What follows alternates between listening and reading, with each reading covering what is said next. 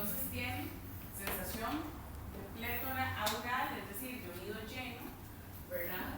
O sensación de plétora en el oído. Presenta tinnitus e hipoacusia. La hipoacusia es la disminución de la agudeza auditiva. ¿Puedo repetirlo? Tinnitus, hipoacusia y ¿qué más? Sensación de oído lleno, plétora aural o plétora en el oído. Y el paciente se lo escribe a uno como lo más simple: tengo el oído tapado. Eso es lo que generalmente el paciente nos llega a decir a la consulta. El paciente no ha tenido dolor, no ha tenido fiebre, y cuando hacemos la otoscopía documentamos un conducto auditivo sin inflamación, es decir, sin enrojecimiento, sin edema, sin dolor a la exploración, una membrana timpánica que ha perdido un poco su brillo, pero nada más. Podríamos hablar que un examen físico normal. Pero cuando hacemos la prueba del susurro, que la vamos a ver en la clase de hoy, el paciente documentamos que tiene disminución de agudeza auditiva. Entonces este paciente ya no lo vamos a valorar por el típico viene por el oído tapado de un tapón de cera que se le metió, se le quedó, por ejemplo, don Leonardo, otro paciente, doctora, vengo por el oído tapado, no escucho nada, y cuando hacemos la otoscopía, el algodón del aplicador se le había quedado adentro, ni siquiera se había dado cuenta.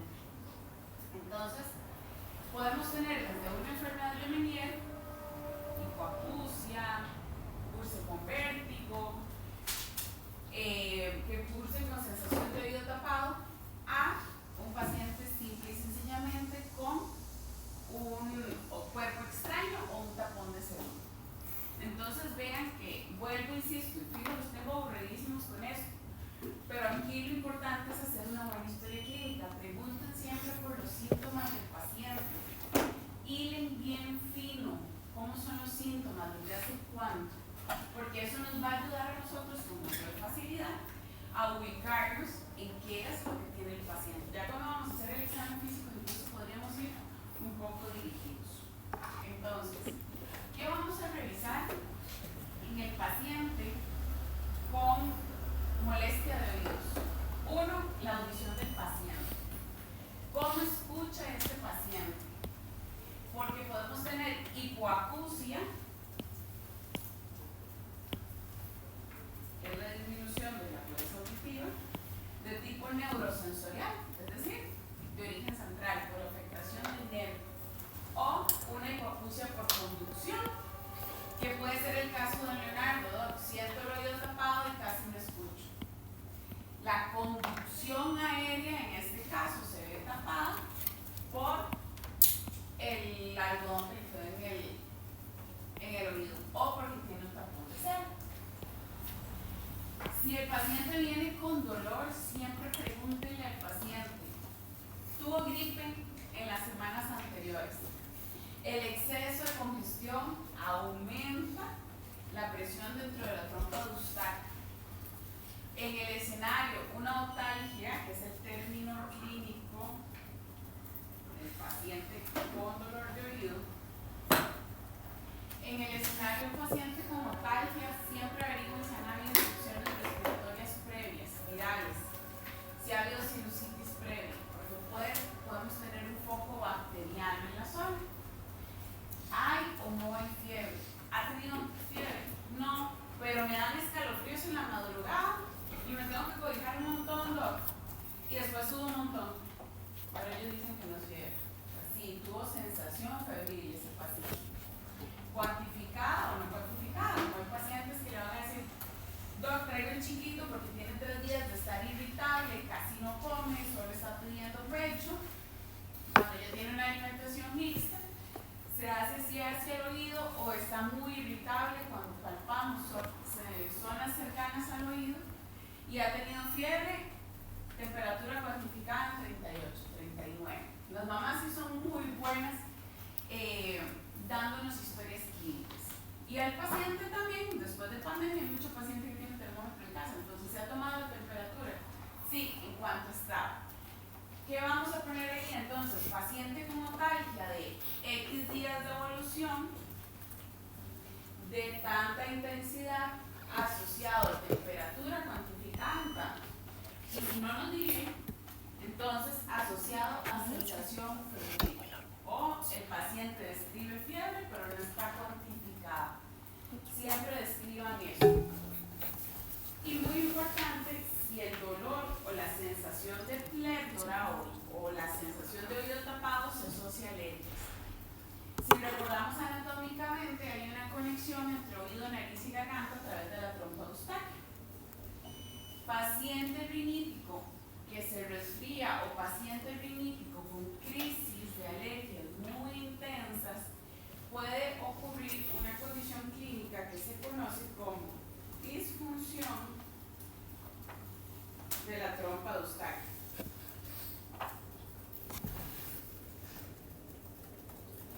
Trompa eustaquia, para no hacerlo más largo.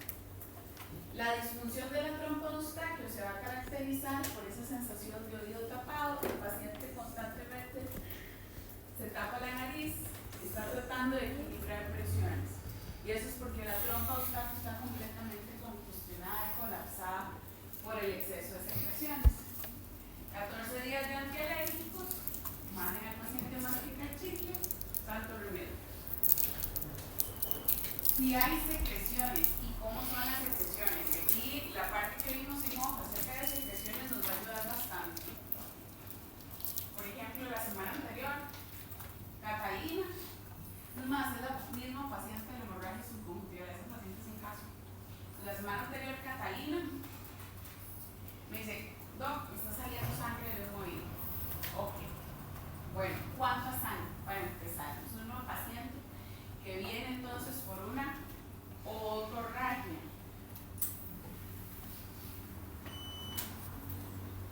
Vamos a ver. Entonces, de una otorragia. Ok, Catalina, ¿cómo es la secreción? ¿Cuándo comenzó? Bueno, doctora, vea. La verdad es que he tenido un poco de dolor de oído y picazón. Estoy yendo a nadar 3 veces por semana, pero lo estoy haciendo desde hace meses, no creo que sea eso. Hace 2 días me picó el oído y todo bien, pero hoy en la mañana me picó y donde me metí el dedo empecé a sangrar. Bueno, ¿cuánto fue el sangrado? ¿Fue un sangrado profuso? ¿Fue un sangrado que duró minutos? ¿O un sangrado que usted únicamente lo detectó cuando se rascó? Ah, no, cuando me rasqué venía el dedo embarrado en sangre y listo. No pasó a más.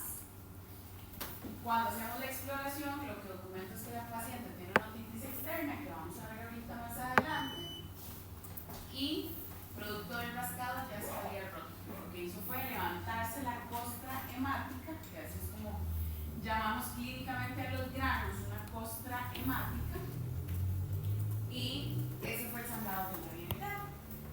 Ahora, este es un caso en mi servicio social allá en el 2013. Paciente masculino, era un bebé. Calculo que tal vez lo más que llegaba al año era un lactante y la mamá lo trae por fiebre, irritabilidad y ya el niño estaba con hiporexia, ya estaba comiendo menos. La mamá me dice, yo creo que le duele la cabeza o algo le pasa porque yo lo veo que se protege o se retira mucho en esta posición. Cuando revisamos, al ver el examen físico completo, vamos al examen físico de oído y lo que documento es una secreción. Vamos a hablar de secreciones como una otorrea.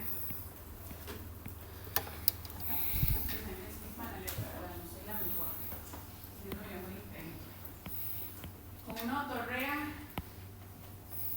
purulenta y sanguinolenta, o sea, era una mezcla entre pus y sangre. Otorrea, sí señor, con gusto. Era una secreción sanguinopurulenta, fétida, y al limpiar un poco con gasa estéril, lo que documento son larvas de moscas.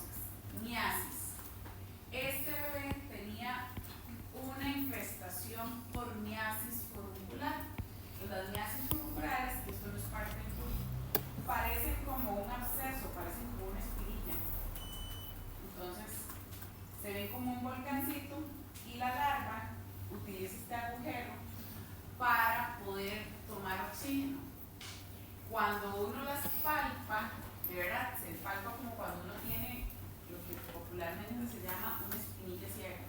Es como un absceso, ustedes pueden sentir una base ancha que se eleva hacia un punto en específico. Y este bebé tenía varias lesiones forunculares en el conducto urinario. Era tanta la secreción que no podíamos intentar sacar las larvas y tampoco podíamos hacerle miobanes porque no teníamos un equipo tan avanzado como para saber si la membrana timpánica estaba completa.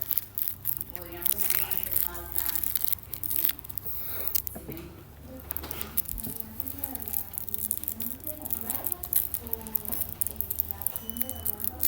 La miasis como tal es la enfermedad y la infestación por las larvas. Ajá. Y el forúnculo es esta lesión.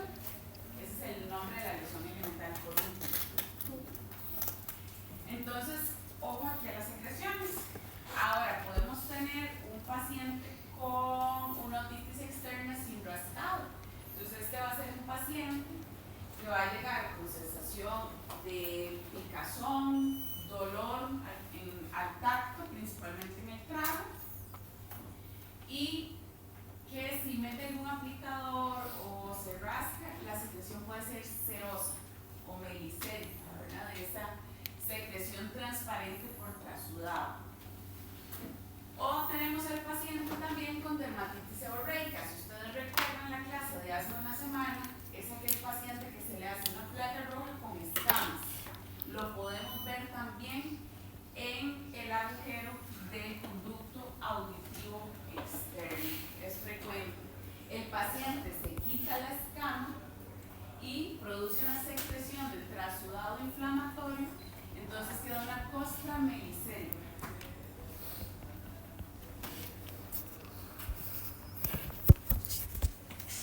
Y para que lo recuerden, sepan de dónde viene la palabra, costra melicélica es miel seca. Es como que ustedes dejen secar gotas de miel, se pone un color ámbar brillante y durito. A eso se refiere la costra melicélica. Acúfenos o tinitos, muchachos, ya habíamos conversado. Es esa sensación de zumbido o un sonido que escucha el paciente. Principalmente lo va a describir como un zumbido o un pitido. Algunos pacientes le van a decir, doc, siento como que tengo un pitido metido en el oído. Y vértigo, como les adelanté, es la percepción del paciente de una ilusión de movimiento. Es decir, si yo tengo vértigo ahorita, yo no me estoy moviendo, pero puedo percibir que ustedes giran alrededor mío, porque yo me bamboleo, giro o me muevo alrededor de ustedes. Con el vértigo periférico vamos a tener enfermedades que son muy características. El primero se llama, para que lo anoten por ahí, porque esta clase trae bastantes siglas, vértigo paroxístico posicional benigno.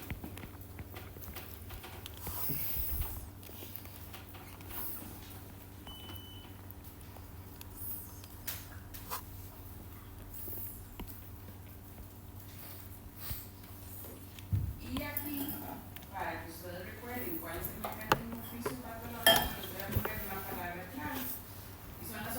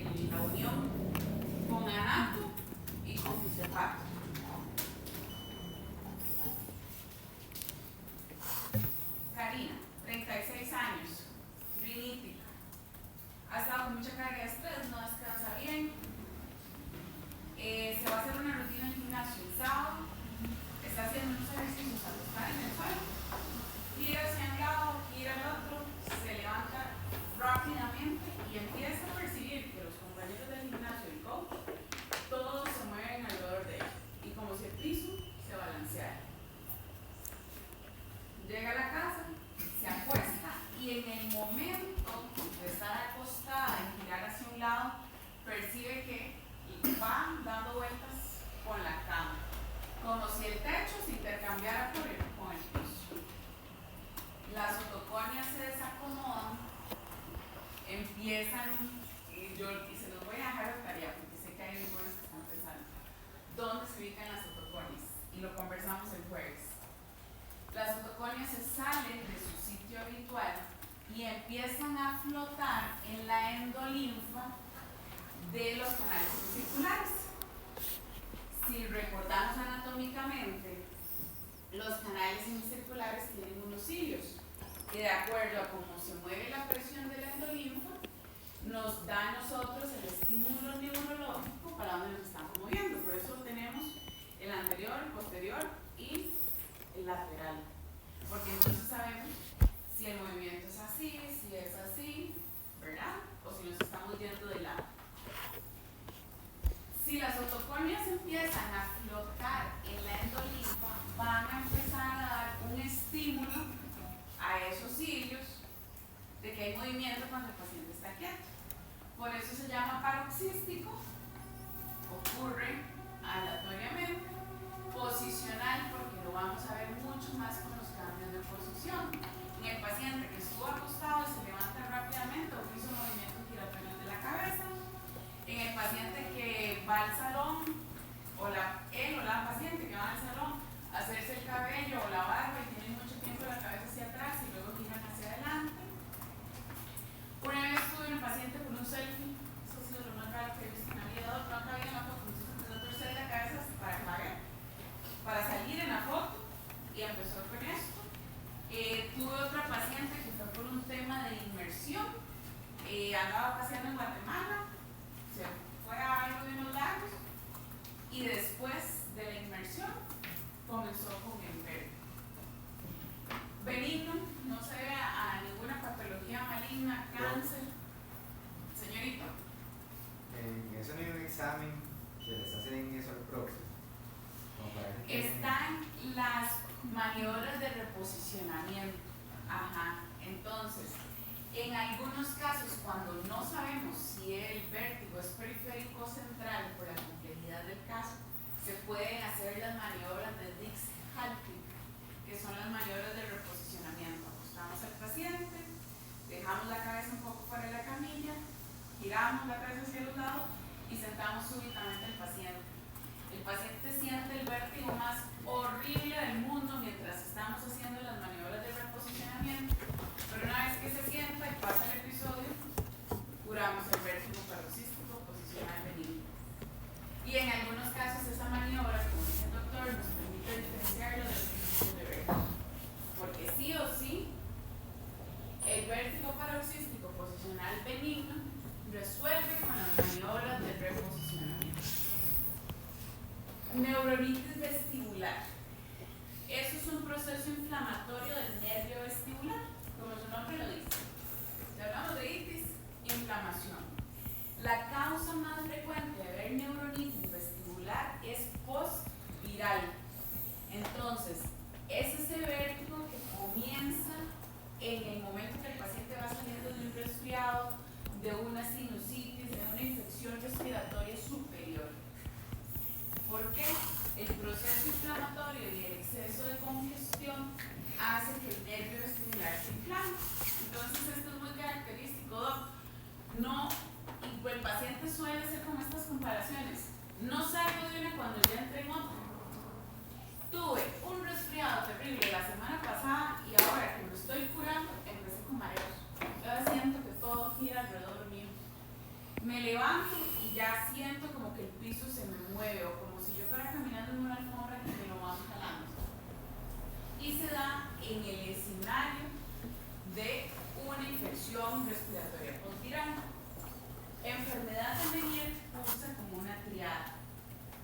La enfermedad de Menier es una enfermedad degenerativa y lo que va a cursar es continnitus, vértigo e hipoacusia.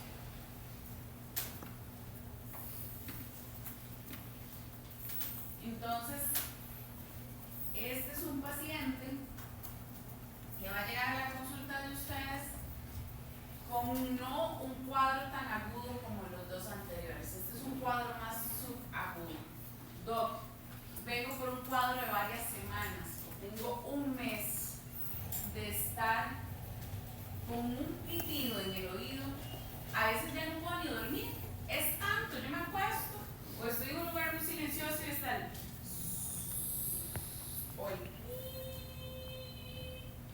Y cuando me acuesto se pone peor, lo escucho más fuerte. Y tengo problemas porque ya no escucho igual que antes. Entonces, pregunta número 1 hacerle a este paciente. ¿Empezó la disminución de la agudeza auditiva al mismo tiempo o después que comenzó el tinnitus? Sí. Suelen ir interrelacionados. El paciente viene progresivamente perdiendo su agudeza auditiva. Y luego se asocia el vértigo. Ando mareado. No escucho bien, estoy mareado y estoy con ese ruido constante. Triada clásica de la enfermedad de Meniere, pregunta de examen.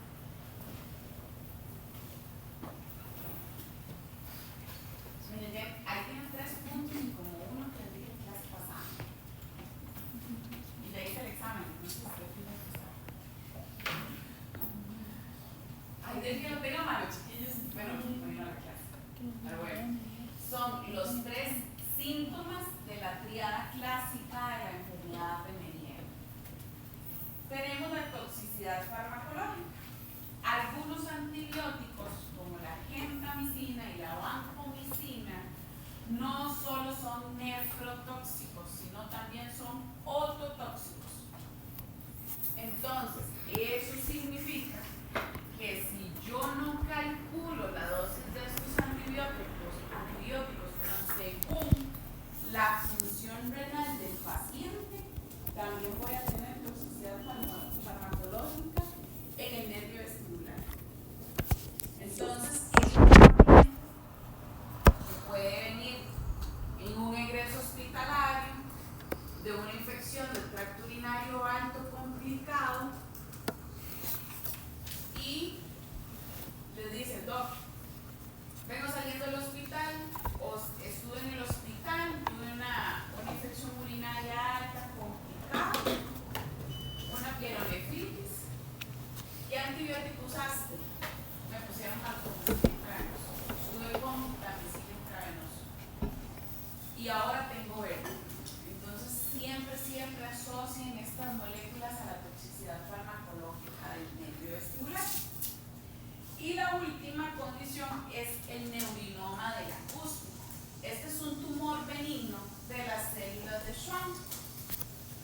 Este tumor también es de una presentación similar a la de la enfermedad de Meniere, no son tan agudos.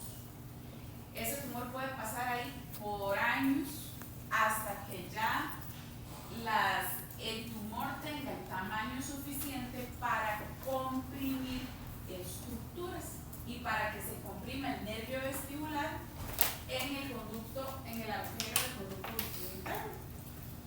Entonces, ¿por qué va a venir el paciente? Va a venir por un vértigo, va a cursar también con sensación de disminución de agudeza auditiva y generalmente estos pacientes lo que los hace consultar es la disminución de la agudeza auditiva y el tinnitus. Doc, tengo tiempo, años de tener vértigo, pero recientemente, vean la diferencia con Meniere.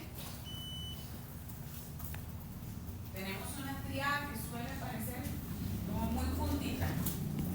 Aquí, Doc, tengo años de tener vértigo. ¿Por qué? Porque necesito, en esta enfermedad o en esta condición, el tumor puede ir creciendo progresivamente a lo largo de los años hasta que le logre dar al paciente síntomas. Entonces, el paciente, yo he tenido episodios de vértigo durante mucho tiempo, pero ahora no escucho y tengo un pitido en el oído. Entonces, aquí vamos a dejar estudios por imágenes, tomografía, para ver cómo está el nervio. Ahora, ¿qué ocurre si yo dejo la tomografía está limpia? El paciente tiene vértigo, hipoacusia y tinnitus. ¿Cuál es el diagnóstico? Viene con un neurinoma, consideramos que tiene un neurinoma de la acústica. Estudios por imágenes salen limpios y tendríamos que considerar una enfermedad de Meniere porque tiene vértigo, hipoacusia y tinnitus. ¿Qué es lo que pasa? Que todavía la progresión de la enfermedad es mucho más lenta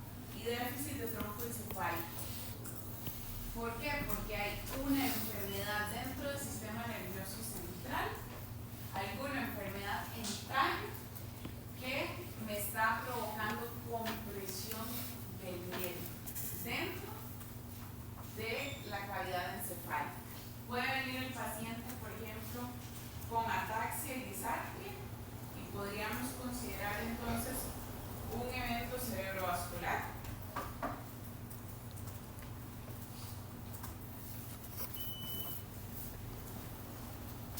Ahí muy característico que curse con vértigo, disartria y ataxia. El síndrome de Wallenberg.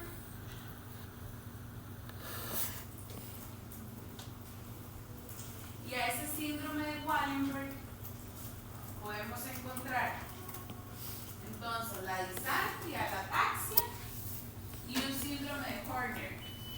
¿Recuerdan el síndrome de Horner que hablamos el lunes pasado? Se los dejo por ahí. El síndrome de Wallenberg puede tener estas dos condiciones, el vértigo y un síndrome de Horner por isquemia de la pica.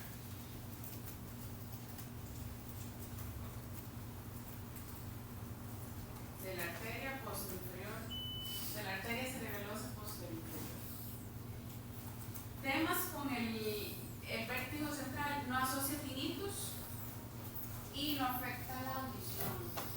Tiene más síntomas neurológicos que síntomas locales, a diferencia de lo que vimos anteriormente.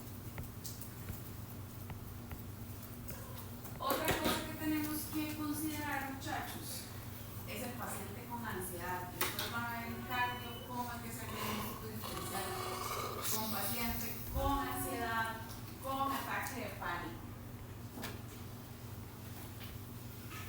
El paciente ansioso nos puede llegar con sensación de vértigo, pero es un paciente que va a llegar angustiado, con una facies preocupada. Es un paciente que va a llegar agitado, con un aumento en la velocidad del pensamiento y un aumento en la velocidad del habla, y con ideas rumiantes. Esa es la piedra fundamental, ¿verdad? Es bajo la manga que tiene cada uno de ustedes para diagnosticar ansiedad. ¿Qué tipo de pensamiento tiene el paciente? Es un paciente que llega rumiando la idea de que me duele el pecho, me falta el aire, estoy mareado, sudo frío, doctor, me está dando un infarto, y todo su diálogo se repite: me está dando un infarto, me duele el pecho, me duele el corazón. Y no les voy a negar, o sea, el paciente experimenta los síntomas, pero un paciente con síndrome coronario agudo es un paciente que llega muy álgico, llega preocupado, consternado, un poco ansioso incluso, pero no llega con aumento, no llega verborreico ni con aumento en la velocidad del pensamiento, ni rumea una misma idea. Entonces, ahí estaríamos hablando de un vértigo periférico, ¿verdad? Por un tema de hiperventilación y de psicosomatización. En cuanto a la parte ya del examen físico, muchachos, en oído, siempre vamos a revisar, entonces, acostúmbrense a revisar el ELIS. Ustedes no tienen idea la cantidad de cáncer de piel que yo me encontraba en esas zonas. Entonces el paciente le dice a uno: eso es solo una pelotilla, es una masa. Siempre estaba ahí, doc. El último fue Juan. Juan es un paciente como de 48 años que me dice: doctora, no es que esta pelotilla la he tenido desde hace años, pero ahora me sangra. Entonces, ahora yo me la toco, o el muchacho cuando me cortó el pelo, me pasó cerca y sentí como que me está sangrando más. O cuando me levanto, la funda de la almohada queda llena de sangre. Es un área expuesta a la que ninguno de nosotros nos pone protector solar, y me incluyo. Y me he encontrado varias lesiones de cáncer de piel en esa zona.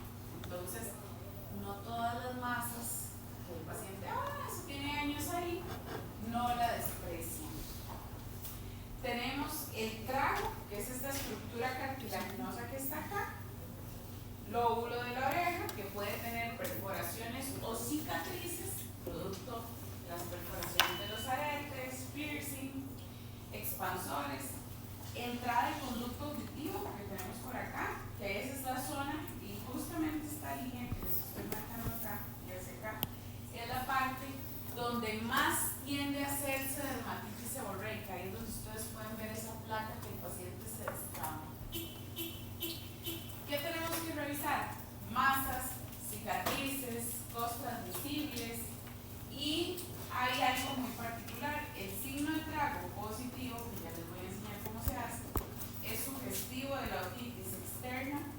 agudo. Signo de trago, súper simple. Tengo el paciente sentado en la camilla, presiono el trago, y si todos ustedes ahorita se presionan el trago de alguna de sus orejas, eso no duele. Nada más siento que tapo, entra el conducto auditivo, pero no genera dolor. Si genera dolor, me va a hablar entonces de inflamación del conducto auditivo externo. Entonces, CAE, conducto auditivo externo. OEA significa otitis externa aguda, un proceso inflamatorio del conducto auditivo externo. Y nunca olviden o no menospreciemos palpar la región mastoidea. Doña Marcela es una paciente, doña Marcela, no me acuerdo cuántos años tiene, obesa, diabética, no hace pero absolutamente nada de actividad física, rinitis y consulta por dolor de oído. Signo de trago negativo, región externa o la parte de la oreja sin alteraciones del examen físico, conducto auditivo sin alteración, otoscopía completamente normal, y cuando palpo detrás de la oreja y la apófisis mastoides, eso era el dolor de oído que decía la paciente. La paciente lo que tenía era una mastoiditis, muy rara de ver, pero puede ocurrir en el escenario de una rinitis no controlada. Recuerden que los huesos mastoideos anatómicamente son huesos. ¿De qué tipo? Planos, neumatizados.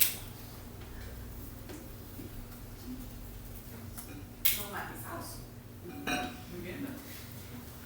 Entonces, se pueden acumular secreciones en esas zonas. En los últimos 2-3 años, sí, he visto al menos 2 mastoiditis. La zona se vuelve dolorosa, la palpación, se pone roja y caliente, es decir, tiene cambios inflamatorios en la piel suprayacente. Ok. Otoscopía nuevamente, ¿verdad? Vuelve Karina con la misma historia. Familiarícense con los equipos que tienen. En el consultorio hay 3: el de pared, el portátil que está en enfermería y el de maletín de paro que es de estos dedos.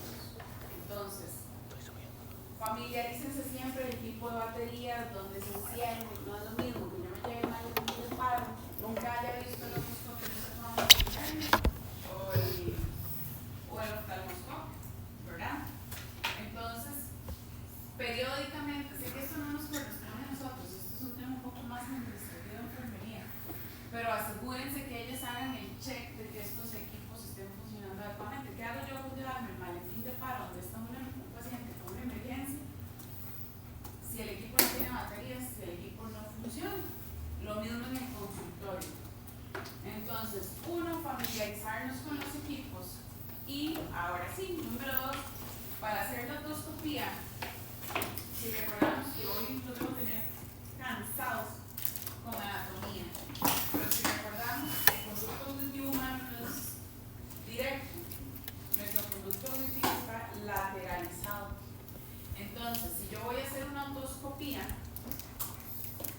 y no hago una alineación del conducto auditivo, lo que voy a ver es la pared posterior, lo que voy a ver es piel, nunca voy a ver el timo. Entonces, ¿usted me podría ayudar un segundo? Lo que vamos a hacer es alinear el conducto auditivo externo. Lo que voy a hacer con la doctora es aquí frente a mí. Es la alineación del conducto auditivo externo en un adulto, porque para los niños nada más se hace una tracción hacia atrás. Eso lo van a ver en pedia, pero prefiero que los lleven ya avanzados. Lo que se podría reconectar detrás de la oreja. Doctora, con su permiso, yo voy a movilizar la oreja solo para que sus compañeros vean. Evidentemente uno se coloca al lado del paciente, al lado que voy a explorar. Yo, para efectos de que todos puedan ver, lo voy a hacer en recta. Entonces, doctora, va a sentir una tracción, voy a mover la oreja hacia atrás y hacia arriba.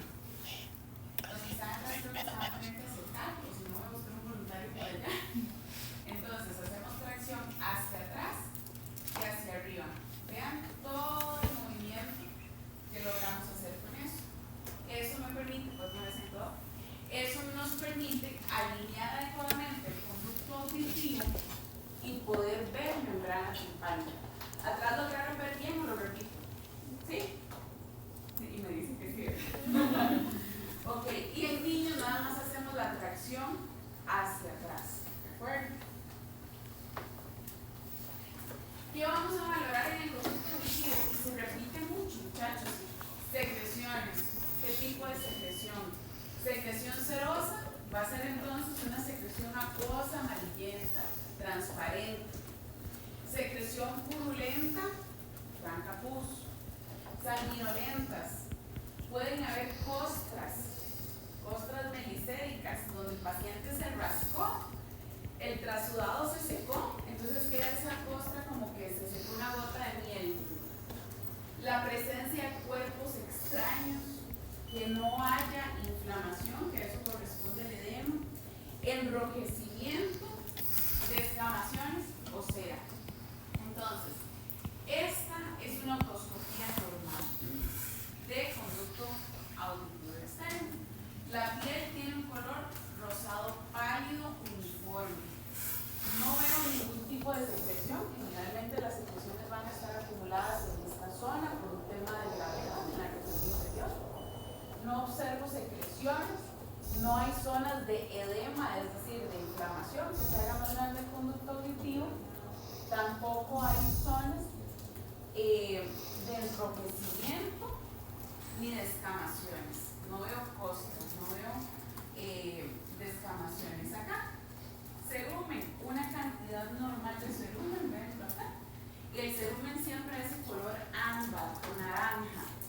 El cerumen, cuanto más tiempo pase en el conducto auditivo, más oscuro se pone y más seco. Si recordamos de anato, las glándulas que producen el cerumen son glándulas sudoríparas modificadas. Entonces, siempre va a haber una secreción normal en la zona. El cuerpo tiene su velocidad o su eliminación normal. Hay algunos pacientes que son más productores de cerumen, por lo tanto la cera se va a acumular más en esos conductos auditivos y ya va a pasar de un color naranja a un color rojizo, luego café, hasta tapones de cera prácticamente casi negros podemos sacar de conducto auditivo. Es correcto. Ahora bien, vean esta otoscopía. En este primer caso vamos a hablar de una otitis externa aguda.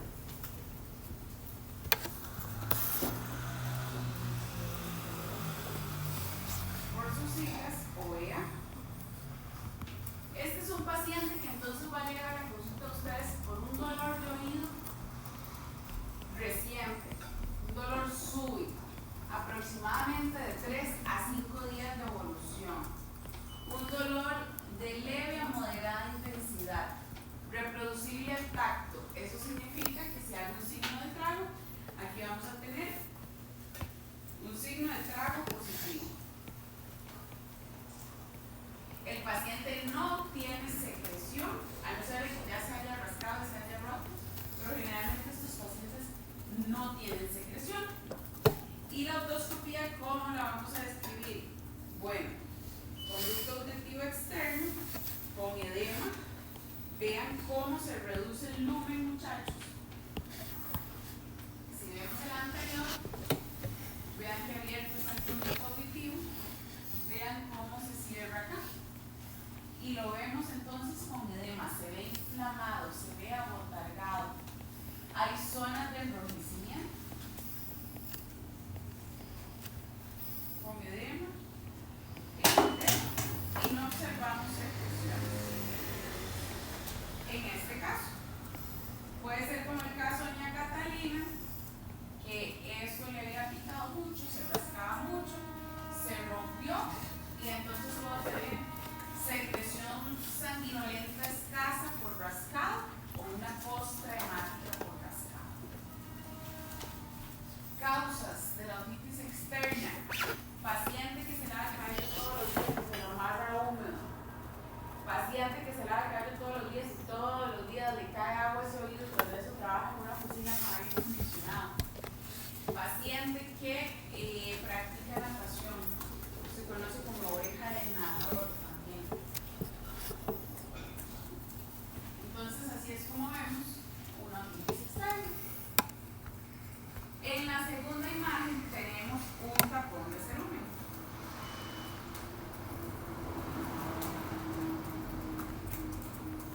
Este es un paciente entonces que va a llegar con sensación de plétora o oído tapado. Siente el oído tapado. Puede llegar con una hipoacusia leve. Y generalmente ocurre en el escenario de andar en la piscina, andar en la playa, se me metió agua en el oído y después de eso no escucho nada. La otra condición, dígame, Doc, y yo le traduzco. Ahí donde dice tapón de cerumen, dice sensación de qué? Plétora, como de llenura. Plétora oral, oído tapado. Si es que esa P me quedó bien feo, perdón. Y puede llegar con hipoacusia leve, que es lo que dice abajo. ¿En qué escenarios? Andaba en la playa, andaba en la piscina, nado, me puse tapones porque el vecino hace mucho ruido, me puse tapones para evitar el sonido y cuando me saqué el tapón quedé con la sensación de oído tapado. Me limpio con aplicadores que no deberíamos limpiar los oídos con aplicadores y cotonetes, porque eso es lo que hace, si recordamos, aquí está tímpano, conducto auditivo, y si aquí hay cera, yo meto un aplicador y lo que va a hacer es limpiar la cera que está de aquí hacia acá, hacia el conducto auditivo externo, pero la otra parte me la va a empujar hacia atrás y eso es lo que favorece que se hagan tapones de cera. ¿Cómo se limpian los oídos un paciente?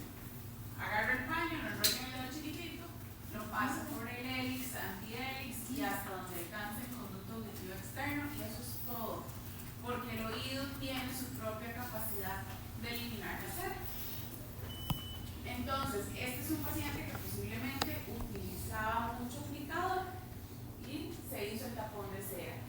¿Cómo lo voy a describir? Bueno, conducto auditivo, la piel de conducto auditivo sin alteraciones, pero observo un tapón de cerumen impactado. Vean lo que está pegado y tapa el 100% del conducto auditivo. Entonces, vamos a decir que hay un tapón de cerumen impactado. Y ven cómo cambia el color de esa cera. Está más oscura, cafezuzco, que es normal por el tiempo que tiene que estar ahí. Y en la tercera imagen tenemos un cuerpo extraño. El cuerpo extraño puede ser de dos tipos: animado, como esa cucaracha, o inanimado. He sacado frijoles, billetitos de lotería, zapatitos de Barbies, de bolillos. Entonces, todo cuerpo extraño animado, o sea, cualquier bicho en un oído, lo tenemos que convertir en un cuerpo extraño inanimado. Es que vamos a colocarle a ese paciente en el oído antes. Es que imagínense ustedes, tratar de sacar esa cucaracha viva, lo que se mueve esa cucaracha y uno tratando de agarrarla.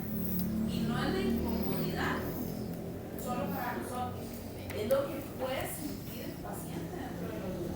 Si ya para ellos es suficientemente molesto que haya un bicho moviéndose y donde sientan que se mueven las patillas y escuchan el sonido, imagínense que uno está aquí con una pinza y un otoscopio tratando de sacar el bicho. ¿Qué riesgo hay de sacar, además del incómodo para el médico, para el paciente? ¿Qué otro riesgo hay? Que agarremos el bicho, lo rompamos y haya una infección.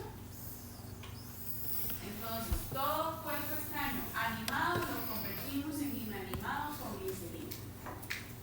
Ponemos glicerina en el oído y nos esperamos hasta que ya el bicho no se mueva, ya quede sin vida. Y lo extraemos.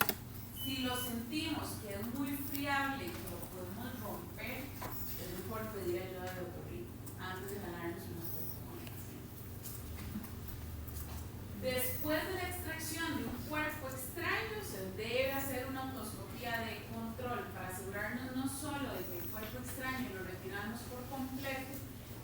sino también que no hay ruptura de tejidos de conducto auditivo y que no se roto el tímpano. Hay que valorar la integridad de la membrana timpánica. ¿Qué es para dónde vamos? Entonces, hasta aquí estamos con conducto auditivo externo. Ahora vamos para oído medio. ¿Qué tenemos que identificar en membrana timpánica? Esto es una otoscopía, entonces normal. La membrana timpánica tiene un color translúcido. Vean que podemos observar los huesecillos del otro lado de la membrana. Tiene un reflejo luminoso en forma de triángulo y siempre está íntegra, o debe estar íntegra. La membrana timpánica no debe tener agujeros, elevaciones, abombamientos. La membrana timpánica siempre debe estar completamente íntegra, igual como vemos esta acá arriba. Entonces, en esta todavía vemos más claro, mango del martillo, la apófisis del martillo, tenemos pars flácida, pars tensa y siempre un reflejo luminoso, veanlo ahí, con forma triangular.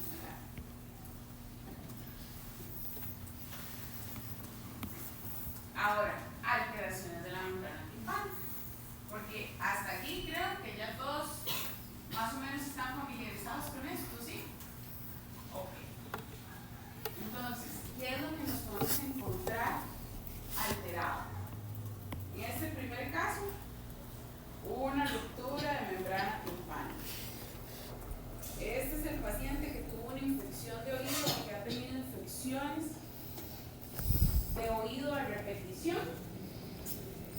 Tiene una perforación.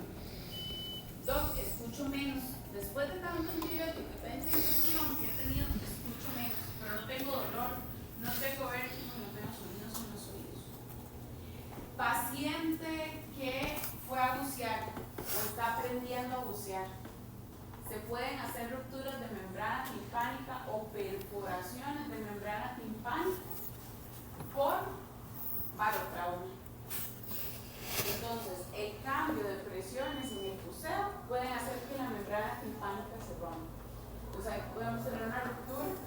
Otro término que pueden encontrar es perforación. Ya sea, entonces, por barotrauma, infecciones a repetición o daño mecánico. El martes pasado vi a Gustavo, un paciente que lo derivó a otorrino por una ruptura o una perforación timpánica, y él me contaba ya lo vi en su cita de seguimiento, ya la ruptura se dio bastante, y lo que me decía es: Doc, es que yo estoy seguro que el primer doctor donde yo fui, como no me podía sacar el tapón de cera, le daba y de ahí yo siento que se me reventó el tímpano. Mi paciente va a decir: se me reventó el tímpano. Cuando Gustavo llega donde mí, llega por una sensación de disminución de agudeza auditiva, oído lleno, tenía un poco de cerumen, pero se veía francamente la ruptura de la membrana timpánica, por eso lo referimos a otorrino. Ha evolucionado muy bien, pero también ojo y mucho cuidado con los lavados de oídos. El lavado de oído lo podemos hacer, ojalá una vez al año, nada más, y en el paciente que realmente lo necesita, es decir, un paciente con un tapón de cera como este. Pero si ya ustedes ven que ustedes instilaron el suelo estéril una vez, 2 veces, y ese tapón de cera no se suelta, no se afloja, no lo sigan intentando. Porque cuando hacemos un lavado de oído, lo que hacemos es instilar suero a presión en el conducto auditivo para formar el tapón de cera encefálico. Pero si yo sigo instilando, no saco el tapón de cera, yo no sé si esa presión del suero también se la estoy enviando al tímpano y lo puedo perforar. Entonces, sí pueden hacer lavado de oídos, pero si ustedes tienen un paciente que hace tapones de cera a repetición, no se lo dejen. Ese es un paciente que lo tiene que ver otorrino o en su defecto, si ustedes están en lugar lugar ideal, tienen aspirador, pues aspírenle el tapón de cera y listo, ¿verdad? Sin meter la cánula muy adentro, que fue lo que le pasó al paciente Gustavo.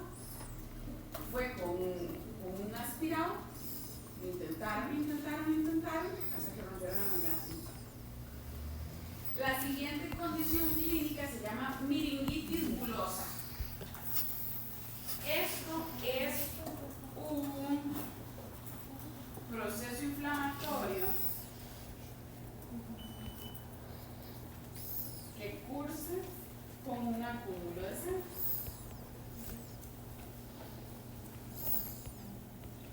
Entonces ustedes pueden ver la parte hemorrágica en esta zona.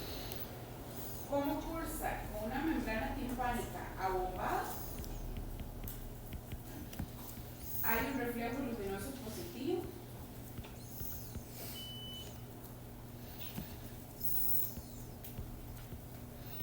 Y evidentemente la hemorragia o el acúmulo de sangre en la membrana timpánica.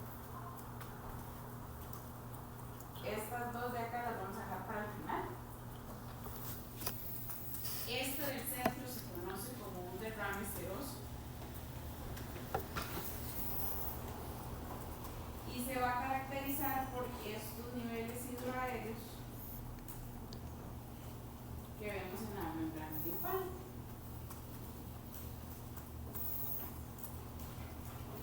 ¿Qué son estos niveles hidroaéreos? Trasudado de la membrana timpánica, y generalmente lo vamos a ver secundario a infecciones respiratorias. El exceso de congestión, la disfunción del trompa obstáculo va a generar el trasudo, es ese acúmulo de líquido detrás de la membrana timpánica, y el paciente lo que aqueja es una sensación de oído tapado y un burbujeo. Esta condición clínica del derrame seroso se limita en cuestión de semanas después del resfriado. En la parte de abajo dice Niveles hidroaéreos. Aquí abajo. No, en la parte de arriba, membrana timpánica abombada, reflejo del trago. Luminoso positivo y hemorragia en la membrana timpánica. En el derrame seroso lo que vemos son estos niveles hidroaéreos, son como burbujas de agua o de líquido que se ve detrás de la membrana timpánica. Están niveles hidroaéreos. En pacientes que han tenido otitis a repetición, ustedes pueden ver este depósito de calcio. El cuerpo es muy sabio y van a ver en osteomuscular, van a ver en ortopedia, en reuma, que cuando hay inflamación crónica, el cuerpo es tan perfecto, que lo que hace es depositar calcio como para mantener contenida la inflamación en la zona. Entonces, cuando hemos tenido infecciones de oído a repetición, se hace un acúmulo de calcio en la membrana timpánica. Se hace como una especie de cicatriz, y en algunas ocasiones ustedes van a ver a estos pacientes con depósitos de calcio en la membrana timpánica. Paciente que ha tenido infecciones a repetición, esto le reduce la movilidad de la membrana timpánica y el paciente va a consultar entonces por un tema de hipoacusia, y al examen físico encontramos una placa blanca bien definida en la membrana timpánica con un reflejo luminoso positivo.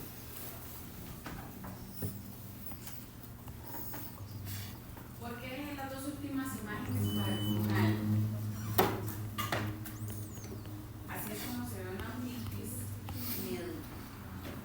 Este es un paciente que va a llegar con dolor,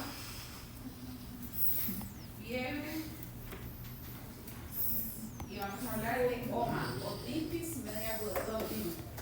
No, es que tiene reflejo.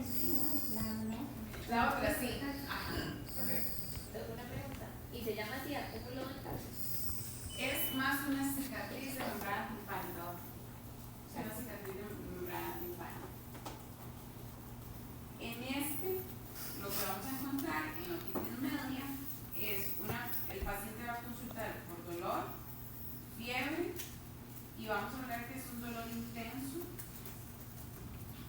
va a haber fiebre y al examen físico encontramos una membrana timpánica opaca.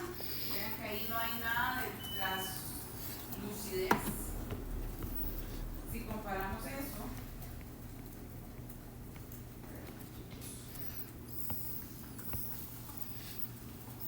si lo comparamos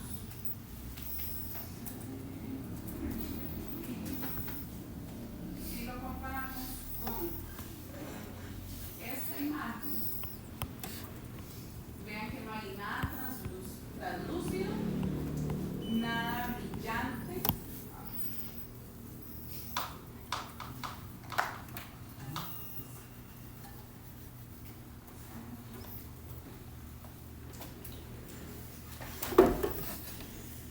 Y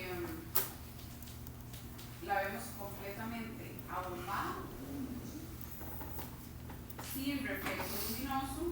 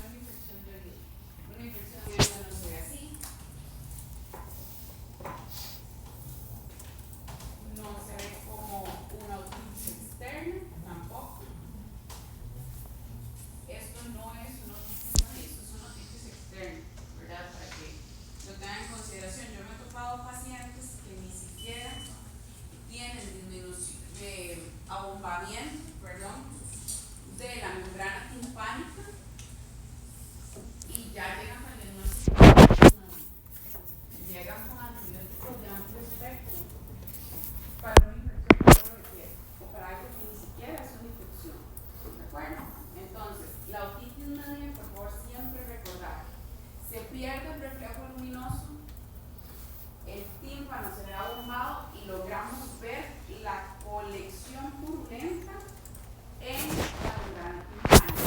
Es un paciente que llega con una otalgia de intensidad moderada, severa, fiebre y ataque al estado general. ¿Tú lo haces aquí?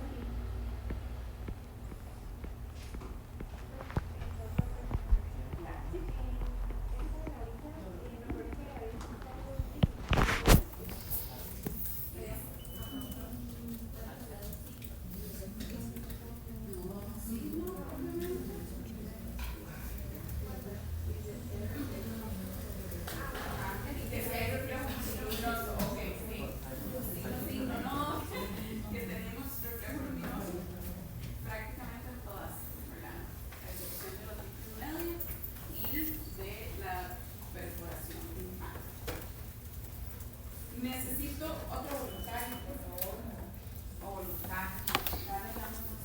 A ver, alguien que quiera venir a sentarse aquí. Que esto es más fácil explicarlo.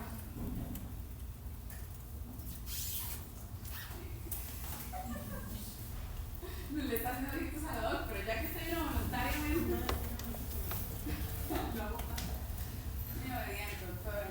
En el internado tampoco tan obediente, ¿verdad? Ok, vamos a hacer una prueba de susurro. Esta es una prueba que nos permite a nosotros medir rápido y fácil en el consultorio la agudeza auditiva del paciente. Literalmente le vamos a susurrar al paciente. O sea, vamos a susurrar, vamos a bajar la voz. Esta prueba tiene una capacidad de captar pacientes enfermos entre un 90 y un 100% y tiene una especificidad, o sea, una captación de pacientes sanos un poco más baja, entre un 70 y un 85%. Pero el ser bastante sensible nos ayuda. Por ejemplo, en el paciente que nos consulta, porque, doc, estoy en un ambiente muy ruidoso y escucho mejor, pero si estoy en silencio en mi casa, tengo que subirle un montón el volumen al tele, ¿verdad? Mi esposo me dice que cada vez voy hablando más fuerte, más fuerte, más fuerte. Mis compañeros de trabajo se quejan de que siempre estoy diciendo ¿qué? O en las reuniones no logro ponerme al día con las reuniones porque no escucho bien a mis compañeros. Entonces, tu persona, María, mucho gusto, soy la doctora Zamora y vamos a explorar entonces esa sensación de disminución de agudeza auditiva. ¿Me permite? Esta prueba tal vez es un poco extraña. Yo me voy a colocar detrás de usted como a una distancia de 1 metro. Le voy a susurrar 6 palabras y usted lo va a ir repitiendo, ¿de acuerdo? No le van a decir este reumatoideo o como lingüístico y ferrocarril, ¿verdad? Yo también, si no lo he notado. Entonces, ¿qué vamos a hacer? ¿Qué es lo normal? Que el paciente me repita todas las palabras que yo le susurro. Si el paciente se equivoca, puede equivocarse en 3. O sea, de 6, digo 3 buenas, 3 malas, ahí le repito la prueba. Porque esa sería una prueba incorrecta. Pero si de 6 que le dije solo pegó 2, ese paciente tiene una prueba de susurro alterada. ¿Ok?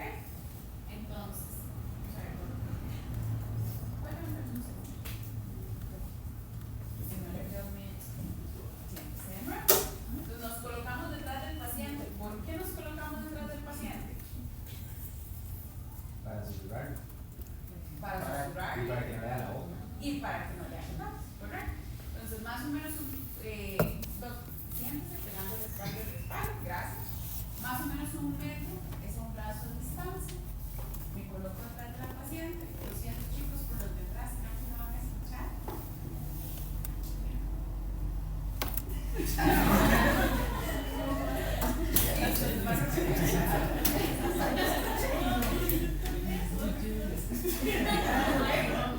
Muy bien.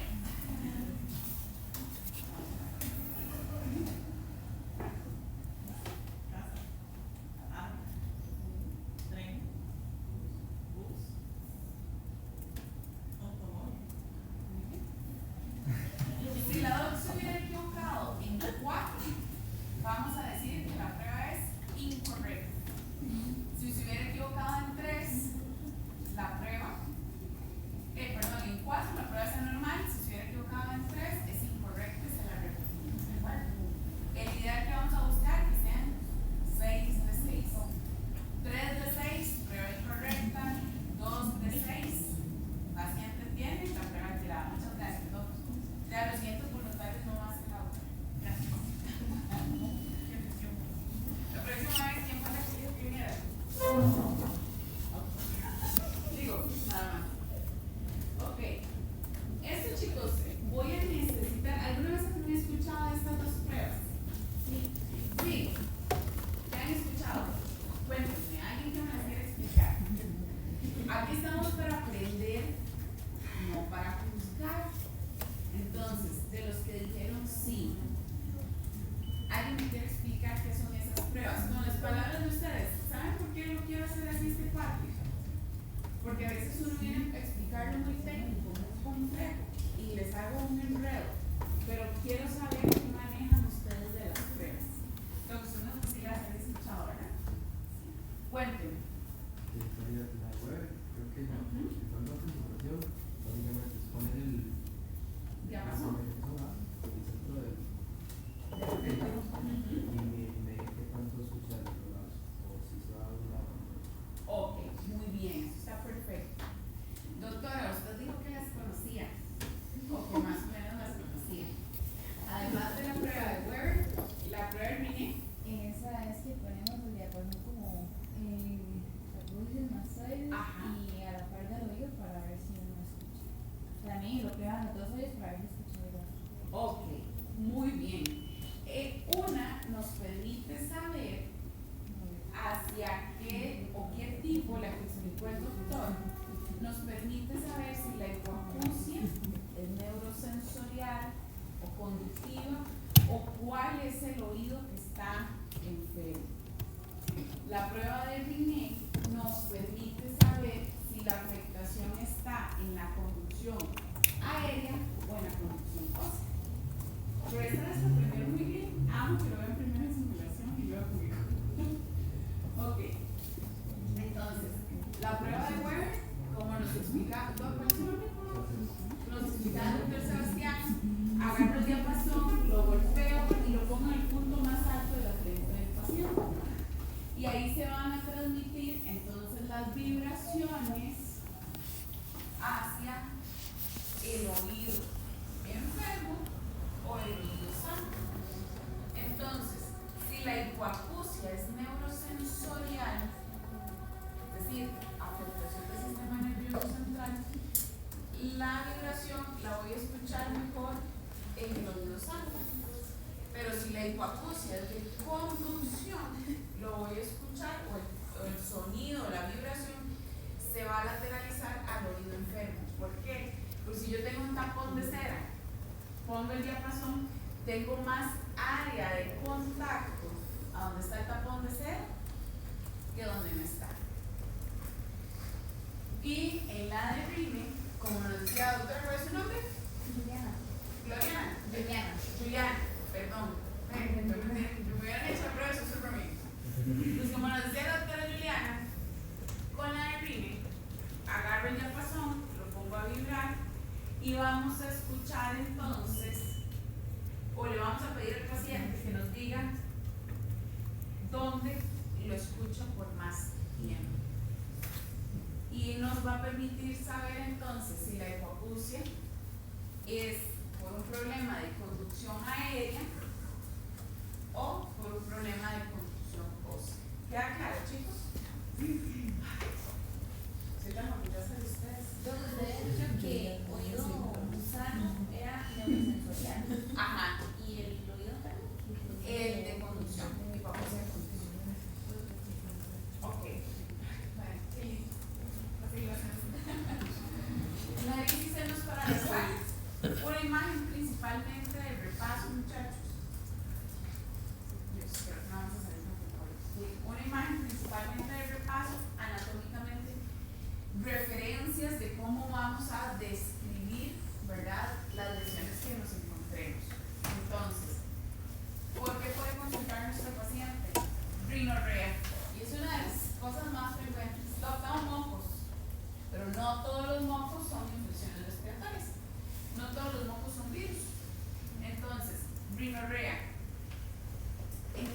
estación estamos? Me va a decir, sí, oh, qué linda, aquí nada más hay verano, invierno, o como este año que fue invierno prolongado, ¿verdad? Pero algunos de ustedes van a ejercer en el extranjero, o van a ir a hacer su posgrado, su especialidad en el extranjero. Entonces recuerden que en los países que tenemos 4 estaciones bien definidas, la primavera es la estación en la que el paciente más rinorrea va a tener por el polen. Y en el caso nuestro, en diciembre, que hay más vientos alisios y florecen, ya empiezan a florecer los árboles para el verano. Los vientos alisios hacen que las flores se desprendan del polen y aumente entonces la cantidad de alergias. ¿Cuánto tiempo le dura la rinorrea? No es lo mismo que yo les diga, chiquillos, vengo por un cuadro de dolor de garganta, 3 días de evolución, secreción nasal, dolor ocular, cansancio y dolor de cabeza. Y me comenzó el sábado. A que les diga, vengo por un cuadro de 15 días de evolución, de secreción matutina transparente, que conforme calienta el día, mejora. Pero cuando llego al consultorio y tengo el aire acondicionado muy frío, me empeora. Me pica o me arde o siento un cosquilleo entre el paladar duro y blando y tengo muchos estornudos. Esa rinorrea va a ser por una rinitis. La otra rinorrea va a ser por un resfriado o una infección respiratoria. En presencia de alérgenos, me puse a limpiar el closet. Saqué ropa que hace mucho tiempo no me ponía. La ropa olía a moho. Hicieron un trabajo con polvo, con gypsum, ¿no? Como las remodelaciones que están haciendo ahorita en el primer piso. ¿Qué ha utilizado? Lo que utiliza funciona en cuánto tiempo. Vea, yo uso Afrin. El Afrin es un vasoconstrictor, ¿ves? Oximetazolina. Ese vasoconstrictor lo que hace es que si yo reduzco el flujo sanguíneo a nivel de la mucosa nasal, tengo menos líquido que sacar para producir moco y por eso descongestiona tan rico, ¿verdad? Y el paciente siente que es la gloria. Pero al ser un vasoconstrictor, si el paciente hace un sobreuso de ese medicamento, lo que vamos a tener como consecuencia es una dependencia de la mucosa para estar descongestionado del medicamento. Entonces, vasoconstrictores, no utilizarlos, o vamos a ver, los pueden utilizar, pero que no lo utilicen más de cada 12 horas y un máximo de 5 días, porque si no, el paciente va a hacer una congestión de rebote. ¿Funciona? Sí, doc, sí me funcionó. O estoy tomando loratadina, no me funciona. Tomo cetiricina, no me funciona. ¿Y cuánto tiempo se ha automedicado? Porque generalmente el paciente alérgico, cuando va a llegar donde usted, ya ha pasado hasta por el remedio pichichillo del señor ahí del mercado, ¿verdad? Y da risa, pero es una raíz que venden en los mercados, en las macrobióticas. Realmente he visto tantas cosas nasales quemadas por eso. Lo venden como el mejor remedio para la sinusitis y la rinitis, y realmente lo que es un vasoconstrictor severo, entonces despeja muy bien, pero sí es bastante lesivo por la mucosa nasal. ¿Cómo es la secreción? Puede ser acuosa, como la vemos en la imagen, puede ser blanquecina, puede ser amarillenta, puede ser verdosa, puede ser también fétida. Y aquí sí les voy a poner un recordatorio. En cuanto a la secreción nasal, el color se asocia, por eso pongo que es igual a inflamación. Suele suceder que cuando, y hasta a nosotros nos ha pasado, nos resfriamos, hacemos una hiperproducción de moco en senos paranasales y no logramos movilizar bien esas secreciones. Cuanto más inflamada esté la vía respiratoria, más verde se va a poner la secreción. Ustedes lo han visto en el resfriado. Uno empieza con una secreción blanquilla el primer día, transparente. El segundo día ya el moco es blanco y el tercer día ya es espeso amarillento. Entonces, eso no requiere antibiótico. ¿Por qué? Porque es parte del proceso natural del resfriado. Demos un antibiótico cuando el paciente han pasado desde el resfriado, persiste con fiebre, hay dolor y edema en los senos paranasales a la palpación, la secreción es amarillenta verdosa y fétida, o sea, huele mal. Ahí tenemos el diagnóstico entonces de una sinusitis bacteriana. Pero antes de 10 días no se puede hablar de una sinusitis bacteriana. Si es posterior, como les decía, una infección respiratoria, esa secreción amarilla verdosa, síntomas asociados. La famosa tos seca que queda después de un resfriado es una tos por goteo posterior, goteo postnasal se conoce. Es ese exceso de secreciones que pasan detrás de la nariz a la garganta, el cerebro lo sensa como un cuerpo extraño y el paciente empieza en las mañanas o habla mucho, se ríe muy duro y le suena una que otra secreción, ¿verdad? O cuando, por ejemplo, si yo tuviera goteo postnasal, debería estar o la tos seca, ¿verdad? Entonces, síntomas asociados. Siempre que el paciente pasa un resfriado y pasan varios días o semanas con tos, lo primero que tenemos que descartar es un goteo postnasal. Y si hay lateralidad, en el caso de la congestión, el paciente les va a hablar, doc, vengo por la nariz trancada, y lo vamos a escuchar entonces con una voz de carácter nasal. Lo que antes popularmente decía, está hablando como Baduel, ¿verdad? Entonces, a esa voz de Baduel, pónganle el nombre clínico. La voz de Baduel es una voz de carácter nasal. Cuando lo describen en el examen físico, ustedes pueden poner paciente al examen físico con voz de carácter nasal, con secreción blanquecina, orofaringe, bla, bla, bla, ¿verdad? Y la epistaxis es el término clínico para el sangrado nasal.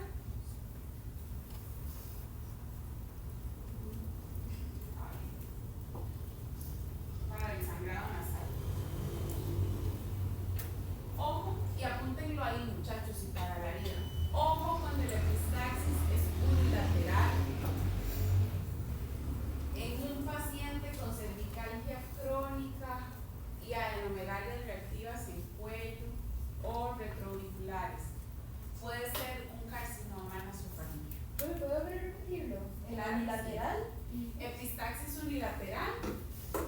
Paciente con cervicalgia crónica o con contracturas cervicales crónicas.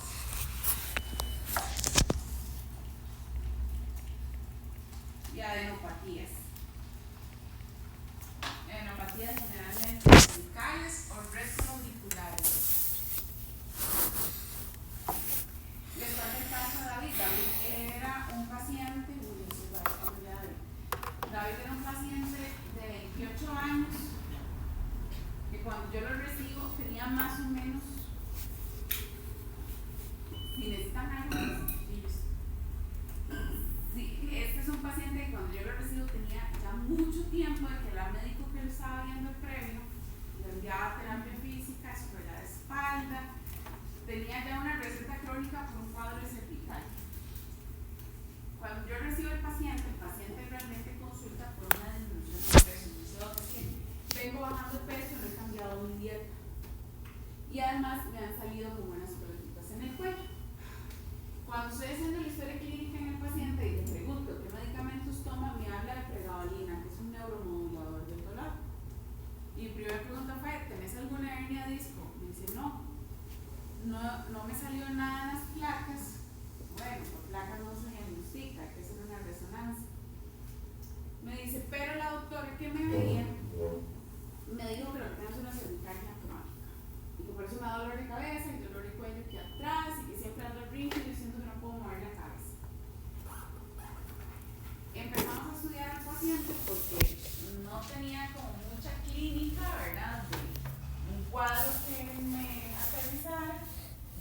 Reviso ganglios y evidentemente siempre que revisa ganglios se encuentran ganglios alterados.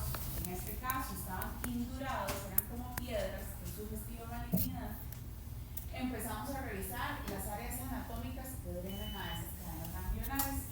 Cuando reviso la nariz,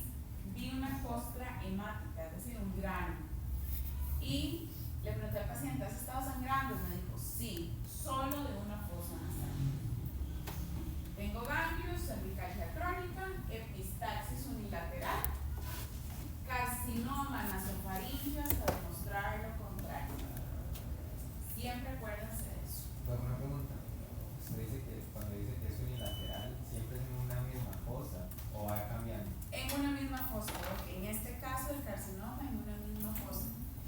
Puede ya, en casos muy avanzados, si ya el tumor se hace muy grande, sí podría sangrar en ambos lados, pero en etapas iniciales y generalmente cuando se hace el diagnóstico siempre es en una misma fosa.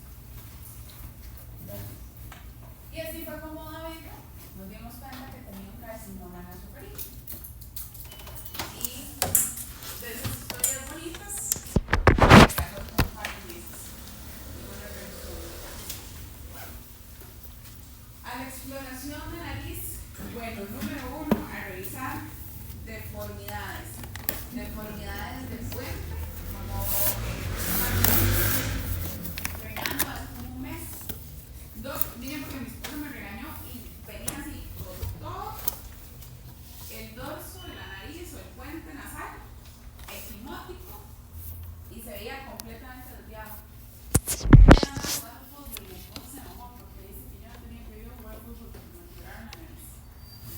Me dieron un codazo. No le fracturaron la nariz cuando yo palpo la porción ósea nasal, porque recuerden que tenemos una porción ósea, una porción cartilaginosa. La porción ósea no tiene gradas óseas, si tenía mucho edema, no se palpaba ninguna deformidad, lo que tenía era mucho edema. Hacemos un perfilograma, se descarta la lesión ósea, pero el paciente queda con una desviación de tabique nasal. Y veanlo acá. Vean ese tabique, ¿verdad? Entonces, deformidades, muchachos, cicatrices nasales. Veamos siempre el vestíbulo nasal. Entonces le pedimos al paciente, lo sentamos en la camilla y lo ponemos en posición del olfateo, ¿verdad? Que haga la barbilla hacia adelante y que eleve un poco la punta de la nariz. Lo más fácil para poner a un paciente en posición del olfateo, porque usted se le gusta, creo que es en posición del olfateo, por favor. Puede que sí lo haga, porque estamos en un ámbito médico. Pero usted le dice al paciente, haga la cabeza hacia el frente, como si estuviera oliendo un plato de comida o una olla de su comida favorita. El paciente automáticamente va a hacer eso, ¿verdad? ¿Qué vamos a ver? Entonces, a nivel de narinas que sean simétricas, cosa que no encontramos en este paciente, que el tabique se vea derecho, y cuando hacemos la evaluación o la rinoscopía, podemos hacerlo de dos maneras. Con el rinoscopio propiamente, ¿verdad? Que es como una tijerita, lo colocamos dentro de la nariz, abrimos, es un espéculo nasal, y vamos a algo. Podemos observar entonces el tabique nasal, lo podemos ver aquí también, aunque me gusta más que lo vean en vivo, como se lo van a encontrar los pacientes. El pasaje nasal, la vía nasal, el área por donde pasa el aire, y los cornetes. Los cornetes, recuerden que tienen esa función de turbinas. Ellos son los que se encargan de llevar el aire como un río calmo que lleva al mar. O sea, son además, en conjunto con las vibrisas, los encargados de controlar el flujo, la entrada del flujo de aire y también de alergenos o contaminantes.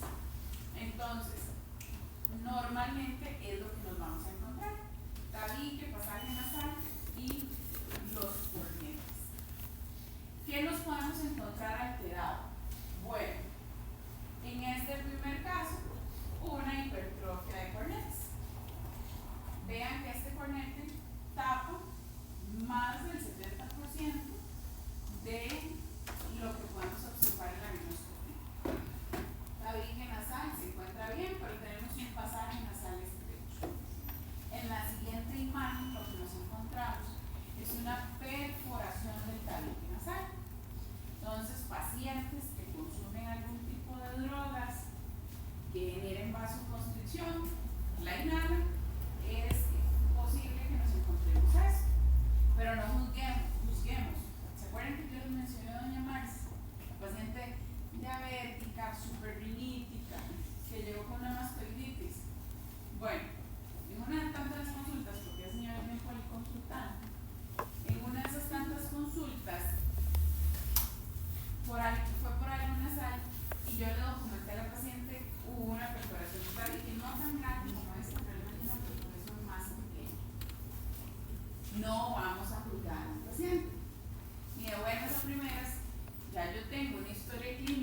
expediente actualizado donde ella dice que no consumió drogas. Doña Marce, ¿está utilizando algo para la nariz, para la combustión, o está utilizando alguna sustancia nueva? Podemos conversar o iniciar la conversación de esa manera. No, doc. Lo único que me cambiaron fue el esteroide. Yo estaba con el de la caja, pero me hacía sangrar mucho el esteroide nasal. Entonces me pasaron a uno privado. Resulta ser que esta paciente era muy sensible a la potencia de la diclometasona nasal, que es un esteroide de alta intensidad, y le había perforado el tabique. No era solo que había sangrado, sino que le había hecho una perforación del tabique.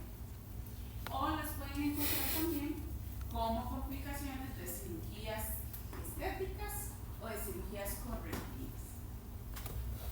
Lo siguiente que observamos en esta línea son los pólipos nasales. Los pólipos nasales son colgajos de la mucosa nasal, son protrusiones de la mucosa nasal en forma de gota.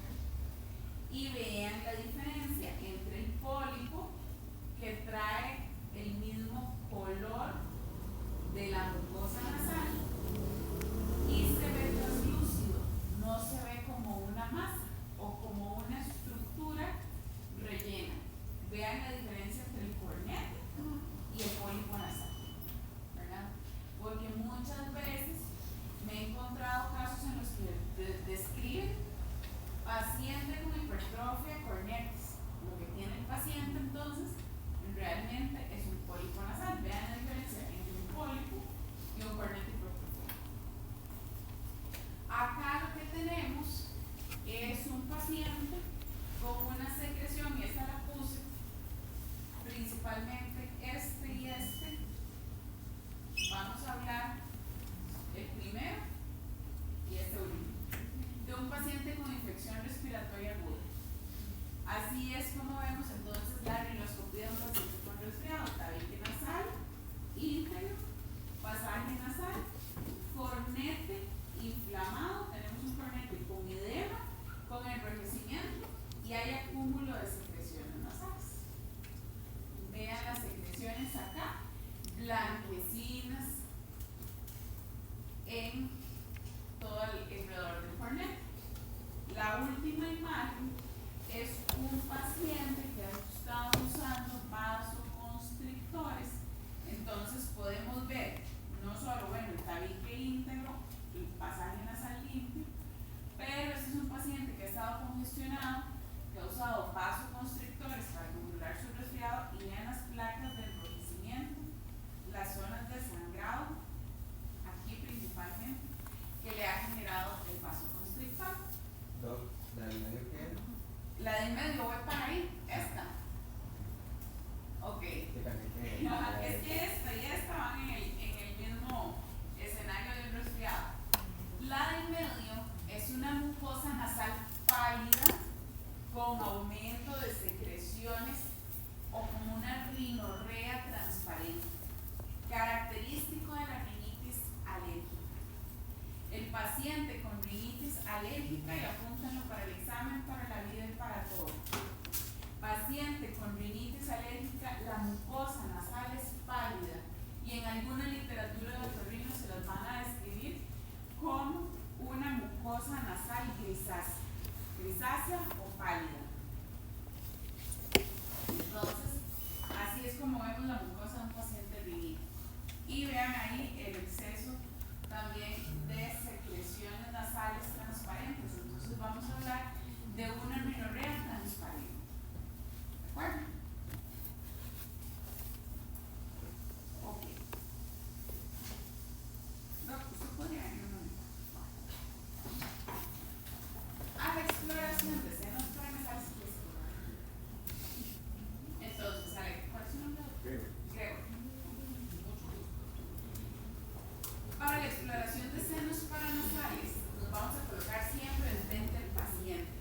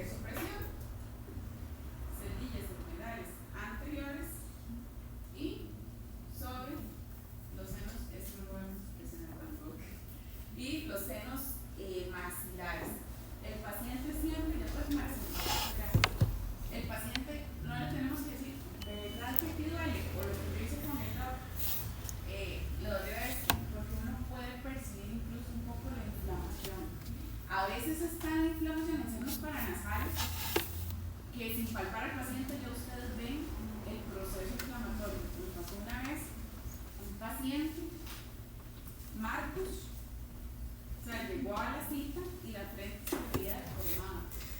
Ese paciente mandamos a hacer un TAC de senos paranasales y nariz y estaba, no, la verdad es que no preciso, pero a cuántos milímetros de que pasara la infección a meningitis por continuidad y por lo que por tanto tiempo se había dejado al paciente la infección, ¿verdad? Entonces, uno le va a decir al paciente, me dice si hay dolor en algún punto o si esto que yo estoy haciendo reproduce el dolor que usted siente. Paciente con patología de senos paranasales va a llegar con un dolor o con una cefalea de tipo rinítico. Este es el dolor de cabeza opresivo, punzante por encima de las cejas. Y el paciente les va a hacer un saludo rinítico. Está hablando con ustedes en la consulta y está realmente siempre con la mano levantando la punta de la nariz.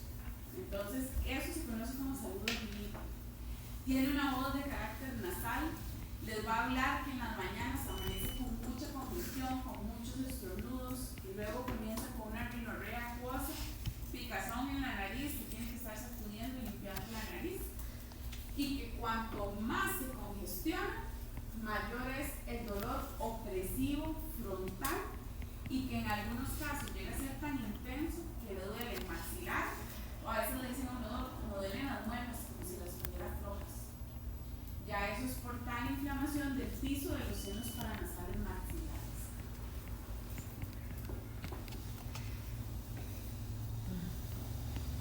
Vamos a introducir un poquito boca y garganta, porque sé que eso me da chance de quedarme más de la cuenta, más de la cuenta. Resumen de la parte anatómica. Sé que dientes, encías, no es lo nuestro como campo, pero sí tenemos que conocer patología oral. Por ahí tiene la foto de un paciente con sífilis que la odontóloga le había mandado, llegó donde mí a pedirme una referencia para hacerse una biopsia de lengua y realmente con solo observar al paciente lo que nos encontrábamos fue una placa sifilítica, era un parche sifilítico encavidado oral. Entonces, el paciente puede llegar por dolor de garganta, pero ¿cómo es ese dolor de garganta? ¿Dónde está localizado? Hay síntomas asociados como fiebre, ganglios, tos. Entonces, paciente puede llegar, les puede llegar mi papá con tos matutina y dolor de garganta matutino. Después de que se toma su inhibidor de bomba de protones y desayuno, se le quita por completo. Mi papá tiene una hernia hiatal bastante grande, entonces reflujo mucho durante la noche. Todo ese reflujo ácido hace un proceso inflamatorio en garganta. De hecho, tiende a ser resfriados a repetición porque el reflujo ya no es reflujo gastroesofágico. En el caso de él, por una pechimetría, logramos documentar que el reflujo es laringoesofágico. O sea, logra llegar hasta la garganta, casi. Entonces, eso que predispone a infecciones de oído de repetición, exacerbaciones de rinitis, exacerbaciones de asma. Entonces, ojo en el paciente asmático que les consulta por dolor de garganta, aumento de la tos, historia por reflujo también, muchachos, historia por reflujo. Pacientes con otitis medias a repetición, historienlos por reflujo, por favor. Ese dolor de garganta y tos seca que experimenta mi papá en las mañanas es producto del reflujo laringosofágico. Puede llegar el paciente con la odinofagia clásica del resfriado, que es esa odinofagia ardorosa, punzante, que empeora cuando traga, que es el primer síntoma que aparece en conjunto con el malestar general y que en las siguientes 24 horas se asocia a congestión nasal, secreción nasal, febrícula y aumento del malestar general.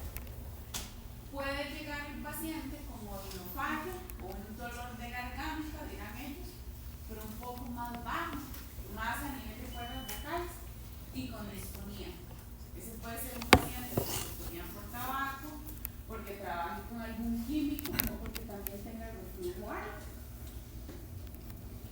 Las adenopatías, y vamos a tener un espacio solo para hablar de ganglios linfáticos. Las adenopatías van a tener características benignas y características sospechosas de malignidad. En cuanto a disponimiento, por ahí me les adelanté un poquito, pueden responder alergias.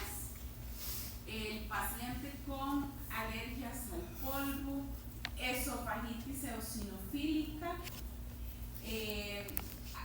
Hay una empresa que se dedica a hacer agroquímicos de origen natural, entonces tienen un insecticida a base de chile, y los colaboradores que trabajan en esa empresa empezaron a hacer disfonías a repetición cada vez que la planta producía esa sustancia.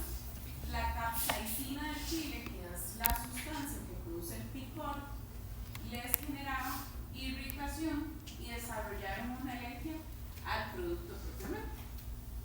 Irritación por químicos, vuelvo al ejemplo de personas que trabajan en laboratorios de química, profesores de química, estudiantes de química, muchachos.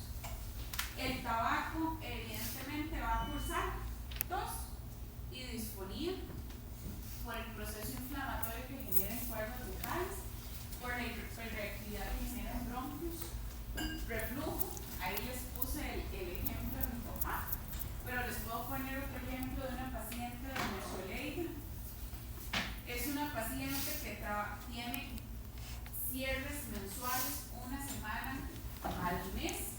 Su trabajo le demanda trabajar hasta 12 horas diarias, y cada vez que terminaba el cierre, esa paciente llegaba con disfonía a la consulta, pero literalmente llegaba hablando así, ¿verdad?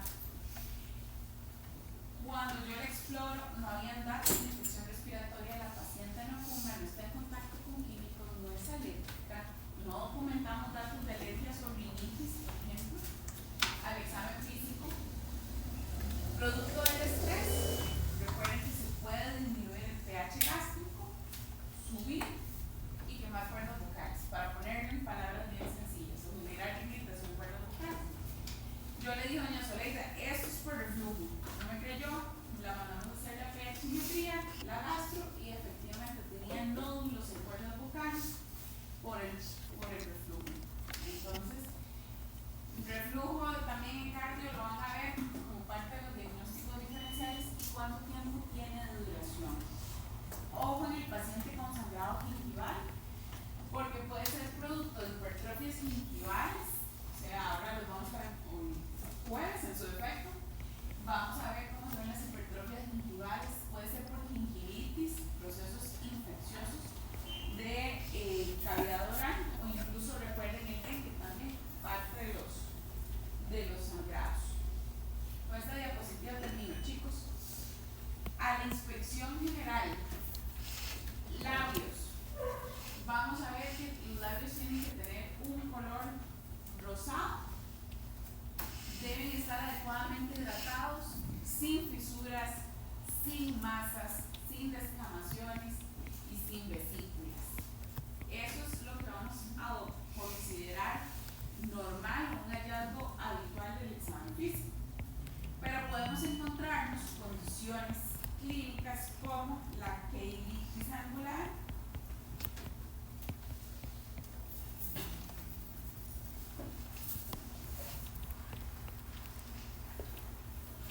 esta condición, lo que ocurre es que por un proceso de resequedad, inflamación, el paciente va a tener fisuras de la comisura de la boca.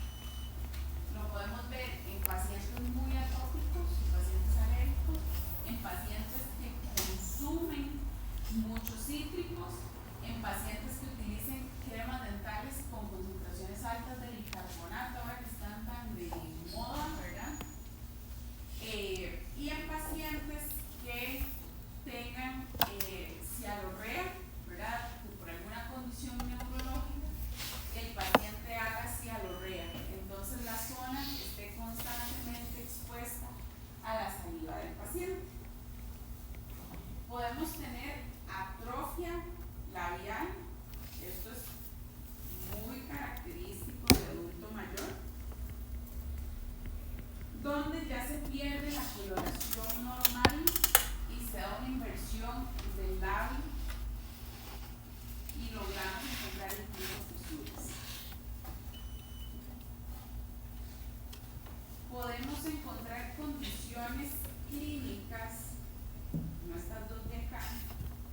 que son brotes petequiales familiares o síndrome Peutz-Jeghers.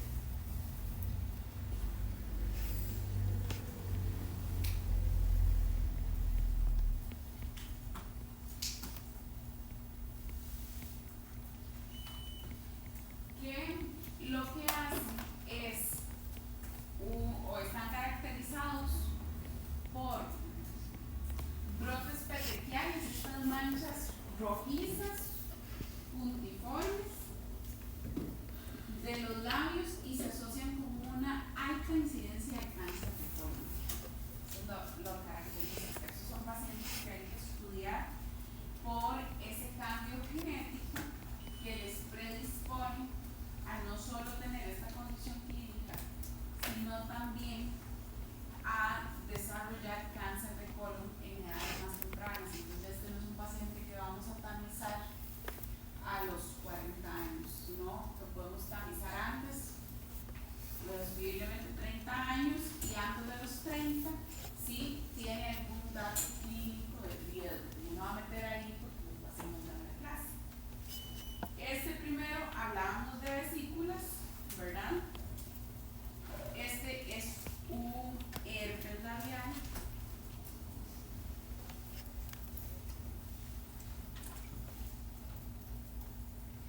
Y con el herpes labial lo que va a existir es, aquí ocurre una congestión de la boca, pero puede ocurrir labio superior, labio inferior con usuras. Lo primero que va a experimentar el paciente es una sensación como de adormecimiento, un hormigueo en la zona, luego aparece una placa rojiza y posterior aparecen las vesículas, son vesículas de contenido acuoso. La siguiente imagen corresponde al angioedema.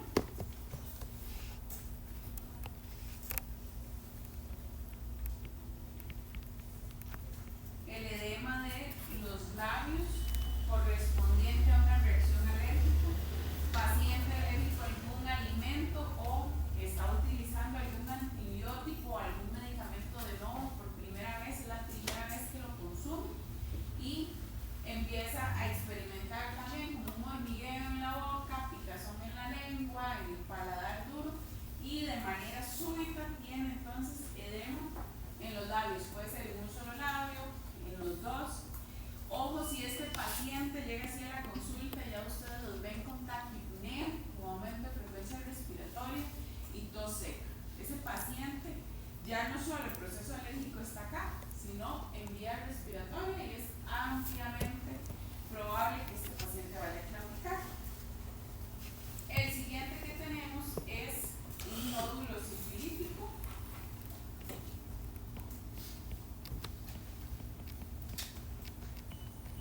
Que es esta masa de bordes bien definidos, ulcerada en la parte superior con esta membrana grisácea que pueden ver acá.